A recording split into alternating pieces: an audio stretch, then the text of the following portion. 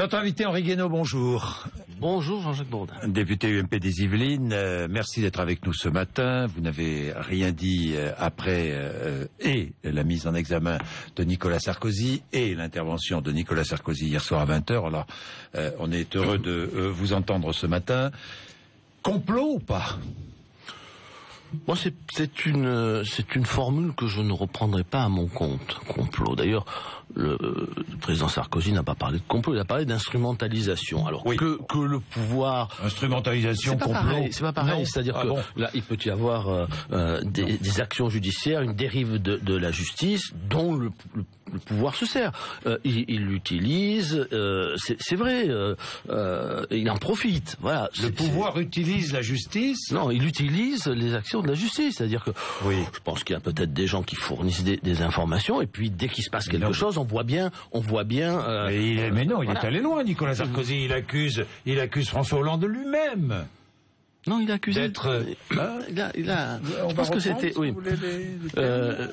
Voilà. Moi, je ne crois pas à l'idée du complot politique. En revanche, je crois que chaque occasion est bonne. Par exemple, quand on a vu François Hollande donner libre accès aux archives de son prédécesseur, qui ne lui appartiennent pas. Elles n'appartiennent pas à François Hollande, elles appartiennent à son prédécesseur sans son autorisation. François Hollande a dit mais j'ai répondu à une réquisition d'un juge. Il a violé une des plus constantes traditions républicaines, qui fait que on ne livre pas les archives de son prédécesseur. Voilà, sinon il n'y a plus de continuité de l'État. Il y a des manières, il y a des mauvaises manières comme ça qui ont été faites par le pouvoir actuel. Il y a eu ces mensonges invraisemblables sur le fait que le pouvoir ne savait pas, penser qu'on peut faire des écoutes dans la République sans que le ministre de l'Intérieur et le garde des Sceaux ne le sachent pas. D'ailleurs, on a vu que Madame Taubira avait menti éhontément. Le Premier ministre dit je n'étais pas au courant de la teneur des écoutes. Vous n'y croyez pas. Ça veut dire que les pouvoirs politiques sont au courant, quels qu'ils soient, de droite ou de gauche, sont sans cesse au courant. Mais dans un État qui fonctionne normalement, oui. Puisque ce sont les moyens de l'État qui sont mis en œuvre. Il est normal que le gouvernement sache ce qui se passe dans l'État. Voilà, c'est pas scandaleux en soi. Le problème est de savoir ce qu'on en fait. Alors, instrumentalisation politique, vous dites oui. On est bien d'accord. Oui, je pense que la gauche utilise cette affaire. Elle l'utilise. J'ai pas dit qu'elle donnait des ordres, mais elle l'utilise. Le problème est beaucoup plus grave que ça, à mon avis. Ah bon, et on va venir, et puis on viendra sur le fond aussi. Non, mais c'est sur le fond, moi. Sur le fond, mais sur le fond des accusations. Les accusations. Les juges d'instruction, s'ils ont mis Nicolas Sarkozy, en examen, ont des indices graves ou concordants. Mais c'est extraordinaire, Monsieur Bourdin. Je vous pose la question. Quand le juge gentil a mis en examen Nicolas Sarkozy le jour de la clôture de l'instruction, on m'a dit la même chose. Et puis, sans qu'il se soit rien passé quelques mois après, aucun acte d'instruction nouveau, aucun fait nouveau. Il a rendu une ordonnance de non-lieu, preuve qu'il n'avait rien. Voilà. Donc, vous pensez qu'il il arrive, Monsieur Bourdin, que on mette en examen sur des indices non pas graves ou concordants, mais vous pensez qu'il n'y a rien des préjugés, dans le dossier, des présomptions, voilà. Vous pensez qu'il n'y a rien dans le dossier ? Je ne connais pas le dossier. Je vais vous dire simplement la chose suivante. J'ai compris que tout ce qui était à charge se retrouvait dans la presse. Tout, depuis le début de toutes ces affaires. Donc j'ai regardé la presse. Ça fait 30 ans que ça dure, ça. Oui, mais je dis simplement l'instruction violée. Oui, mais je ne m'en émeus pas. Je constate. Donc j'ai lu la presse, et ce que j'ai vu dans la presse ne correspond pas à des indices graves et concordants ou concordants. Voilà. D'ailleurs, il y a une formule très amusante tout à l'heure. C'était sur RMC, vous avez interviewé M. Portelli. Oui, à 7h10. Patron du syndicat pas le patron, un des membres les plus emblématiques du syndicat de la magistrature, et qui a dit il devait bien y avoir au moins un semblant de preuve. Un semblant de preuve. Vous vous rendez compte comment la justice est rendue dans notre pays, si nous en sommes là, si un magistrat peut dire qu'on peut se contenter d'un semblant de preuve. Oui. Ça veut dire que... Je veux dire que dans cette histoire... Il y a combien de gardes à vue ? 900 000 chaque année. Je ne sais pas combien de mises en examen. Ça veut dire que moi, je suis citoyen, je m'inquiète, Henri Guénaud. Eh bien voilà, c'est là où je voulais en venir. Je voudrais, puisqu'on a un petit peu de temps dans votre émission, vous dire ceci. Nicolas Sarkozy, il a des avocats, il a la capacité de se défendre, il a montré hier. Moi, je n'ai aucun doute sur le fait qu'il soit honnête et respectueux des principes de la République. Et donc tout ça n'aboutira, à mon sens, à rien. Mais c'est un cas d'école. Et c'est comme un cas d'école qu'il faut le traiter. Parce que j'ai écouté vos émissions hier, parce que je devais venir, mais que finalement c'est le Premier ministre qui est venu. Mais j'ai du coup écouté les auditeurs, et je me suis fait quelques réflexions. Il faut que tout le monde, indépendamment du cas particulier de Nicolas Sarkozy, s'inquiète de ce qui est en train de se passer, du visage que la justice nous montre, du fonctionnement de la justice. Ça met en cause les libertés de tout le monde. Alors allez-y. Bon. Quel est ce visage? Alors, d'abord, deux ou trois remarques. Nous sommes dans une société en crise terrible. Dans cette société en crise terrible, tout le monde est enfermé dans sa colère, parfois dans sa haine, dans ses souffrances. Je le compres très bien. Mais Nicolas Sarkozy, attendez, comme les autres. Attendez, tout le monde, donc... Les politiques sont tous pourris, tout est bon à jeter, tous les amalgames sont bons à prendre. J'ai entendu hier 2 ou 3 formules qui m'ont fait terriblement peur. Par exemple, un de vos auditeurs a dit « il n'y a pas de fumée sans feu ». Bon, bravo, les juges doivent avoir raison, mais il n'y a pas de fumée sans feu. Et dans l'affaire Baudis, il n'y avait pas de fumée sans feu. Vous vous souvenez de l'affaire Baudis? Bon, très bien. Oui. Ça m'a rappelé toute cette histoire aussi, l'affaire Markovitch. Un mot de rappel pour vos auditeurs, mais c'est très intéressant parce que c'est emblématique. On trouve mort un garde du corps d'Alain Delon. Un monsieur en prison, qui est en prison, un délinquant, dit « Ah, j'ai vu l'épouse de monsieur Pompidou participer à des orgies, à des... » Et un juge d'instruction prend ça très au sérieux, et l'affaire s'emballe. Il n'y avait rien dans cette affaire. On voulait juste salir monsieur Pompidou, qui a eu cette phrase extraordinaire qui s'appliquerait bien aujourd'hui.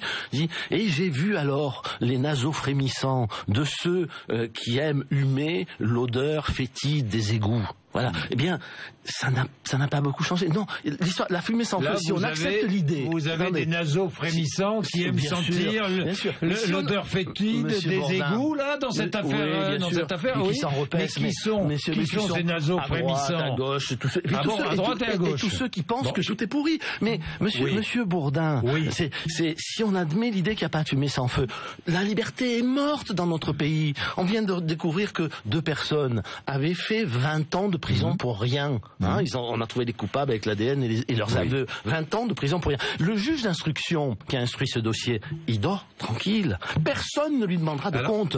Voilà. Donc on en vient au sujet de fond. À la responsabilité du magistrat. Voilà. Donc le magistrat, dans notre société, plus on a de pouvoir, plus on doit avoir de devoirs. Les magistrats sont ceux qui ont le plus de pouvoir, puisqu'ils peuvent détruire votre réputation, détruire votre situation matérielle, morale, vous priver de votre liberté.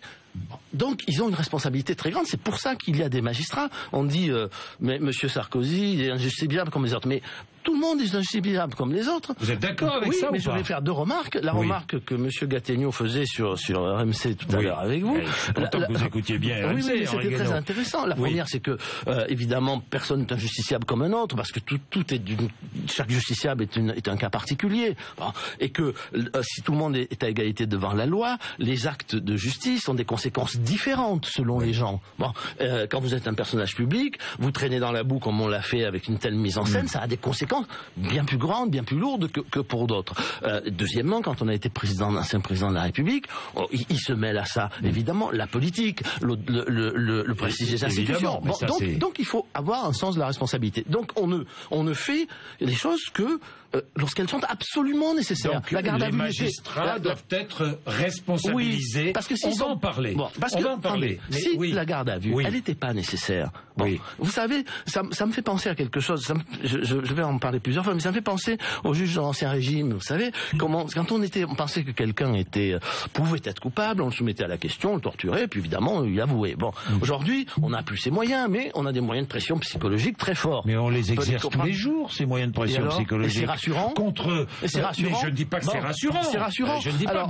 Je peux comprendre une certaine. Je peux comprendre une certaine pression contre de grands criminels, des terroristes. On a besoin de savoir où ils ont posé leurs bombes. On n'est pas dans ce cas de figure, mais vous savez comment ça s'appelle dans le jargon judiciaire, puisqu'il faut arrêter les faux semblants. Il faut être un peu, faut être clair. Vous savez comment ils appellent ça? Attendrir la viande. Voilà, c'est magnifique. Donc on a attendri la viande de Nicolas Sarkozy. Voilà comment fonctionne. Non, mais on voit à travers.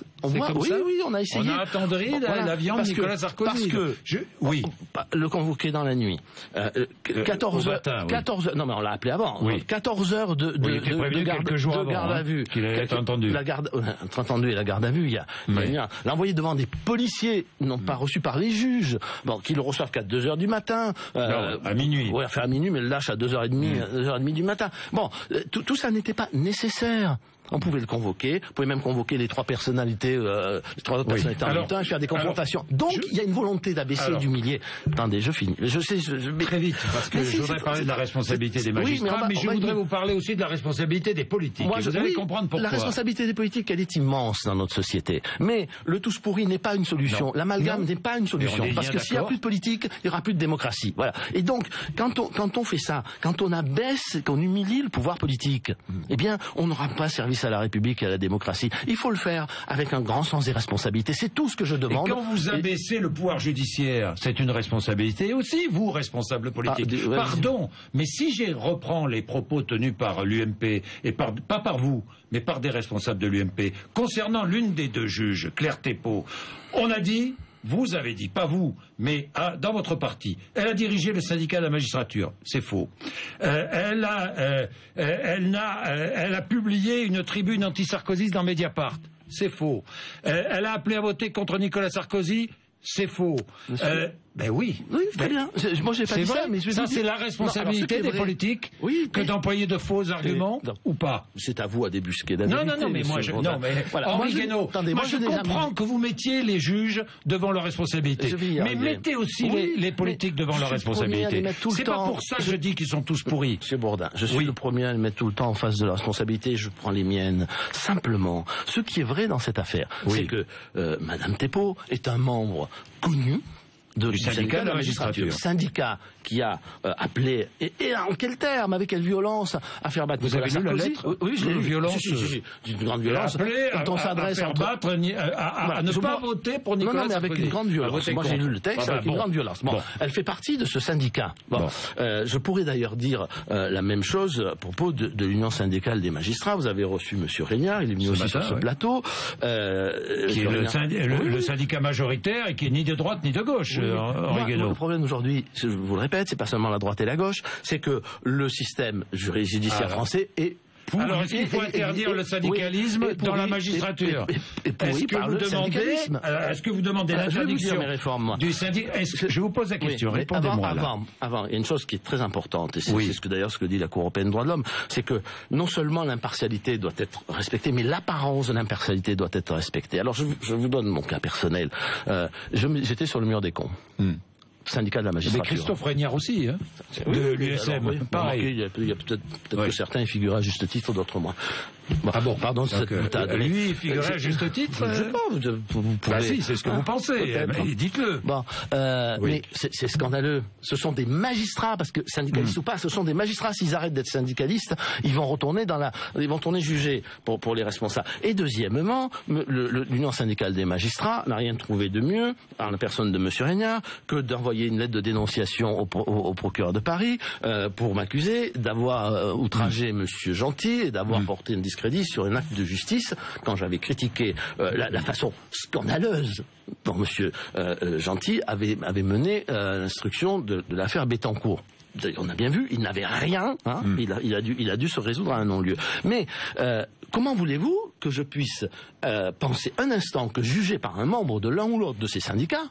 Mais ils sont pratiquement tous syndiqués, il y en a beaucoup. Et alors, c'est un problème. Alors, justement, répondez à ma question. Est-ce que vous demandez l'interdiction du syndicalisme dans la magistrature? Oui, je pense que le syndicalisme est devenu un des plus grands maux de la magistrature. Voilà. Bon. Je pense qu'aujourd'hui, une magistrature sereine, une magistrature qui fait son travail avec rigueur et avec le maximum d'objectivité possible, parce que sinon il peut plus y avoir de justice. Elle doit se débarrasser du militantisme syndical. Voilà.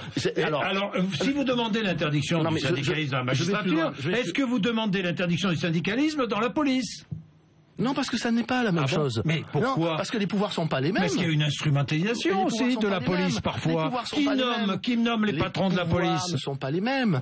Hein, la police judiciaire, elle intervient sur instruction des magistrats. Oui. Les magistrats sont sur instruction politique.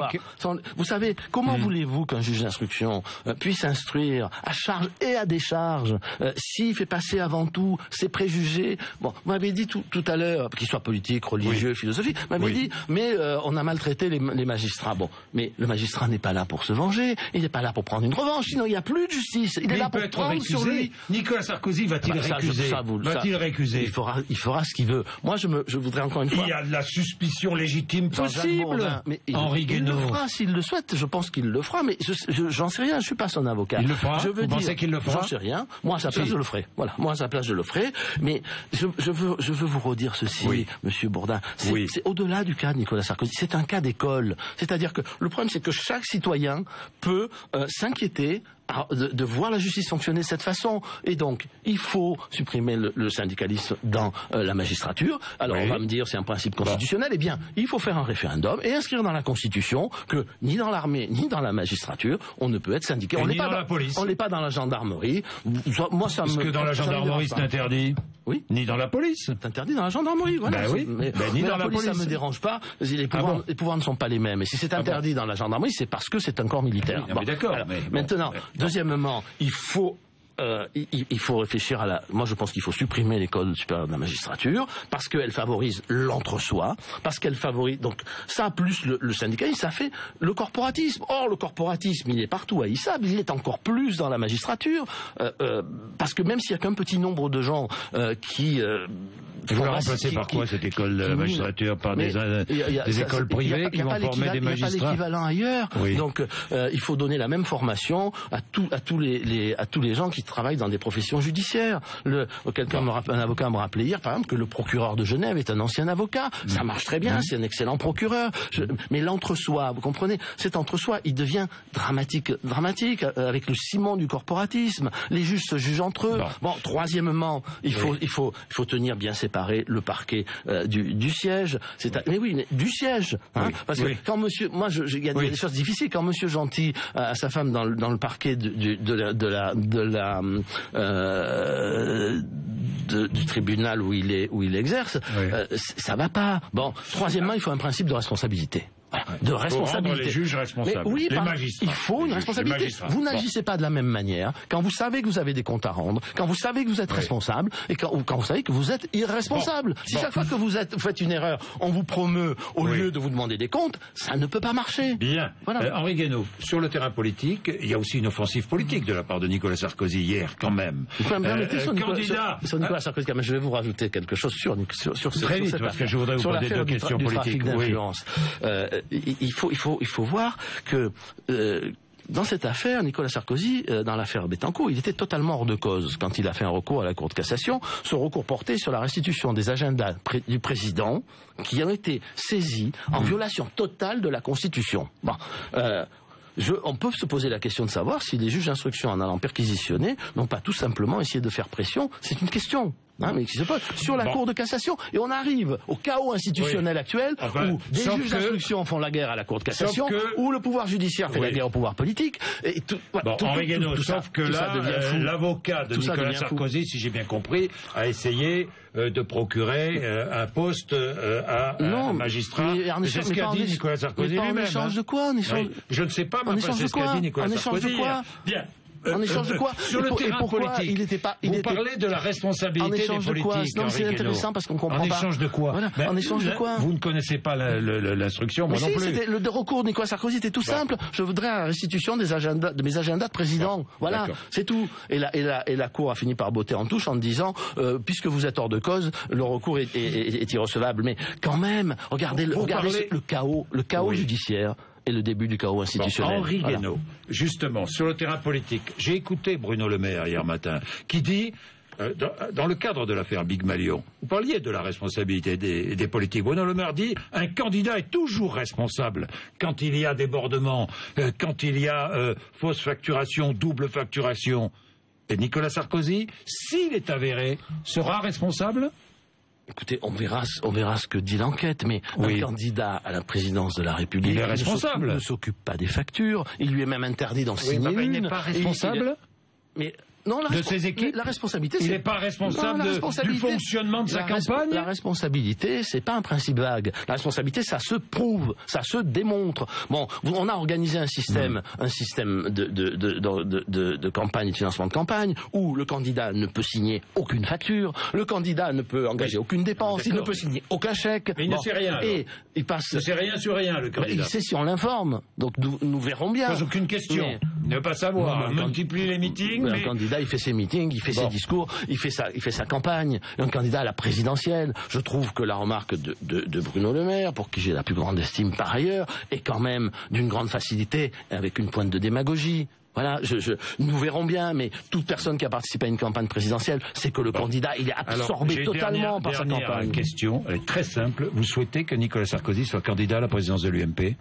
Je suis pas enthousiaste à cette idée, mais s'il est candidat, il le dira quand il aura décidé, oui, je le laisse décider, eh bien je le soutiendrai de toutes mes forces. Voilà. Vous n'êtes pas, pourquoi vous n'êtes pas... Parce que je trouve qu'il faut, il devrait se concentrer sur une stratégie présidentielle, se mettre au-dessus de tout ça. Je sais bien, on essaie sans arrêt de le tirer vers le bas. Et je pense qu'il faut qu'il se tire vers le haut, qu'il essaye de dominer tout ce marécage, voilà, j'ai très peur que ce marécage soit finisse par absorber, par absorber toute son énergie. Je peux me permettre une dernière remarque. Très vite alors, parce qu'il est 58, je suis déjà en retard. Je sais, mais je crois que tout le monde et tous vos auditeurs, tous les Français doivent comprendre que la dérive de la justice les concerne tous. Et je voudrais qu'on se souvienne de l'histoire. L'histoire, c'était les parlements d'Ancien Régime. Vous vous souvenez? Ils ont fait la guerre au pouvoir royal. C'était des juges infâmes. À l'époque. Donc les juges sont infâmes. Non, je parle de l'histoire. De comparaison. Je parle de l'histoire. Ces juges infâmes, Voltaire les avait appelés les bœufs tigres, bêtes comme des bœufs et féroces comme des tigres. Vous savez, après l'affaire Calas. Donc les juges aujourd'hui sont des bœufs tigres.